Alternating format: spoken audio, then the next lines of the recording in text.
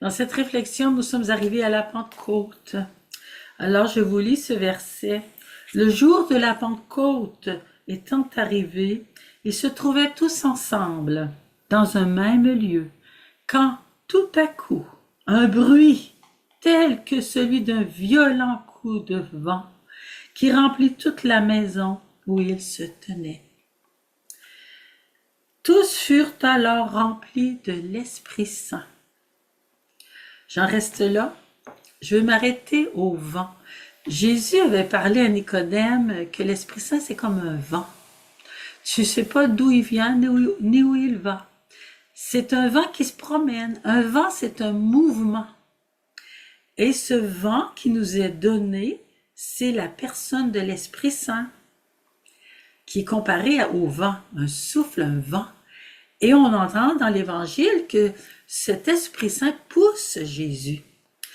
Il va le pousser au désert, il va le pousser à chanter les louanges du Seigneur, il va le pousser à faire des miracles. Mais nous aussi, il nous met en mouvement. Un mouvement intérieur. Il crie « Abba, Papa ». Il crie « Viens, Seigneur Jésus ».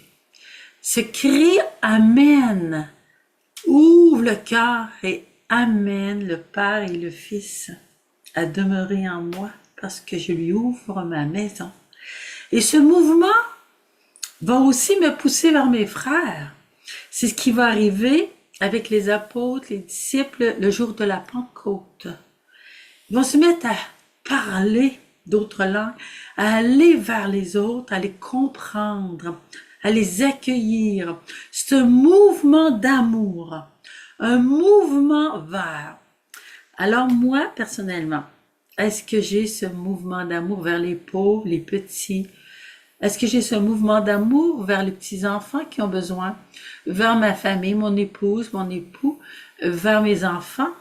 Est-ce que j'ai ce mouvement d'aller aider, d'aller soutenir? Si je l'ai, c'est que l'Esprit Saint qui me met en mouvement, il me pousse.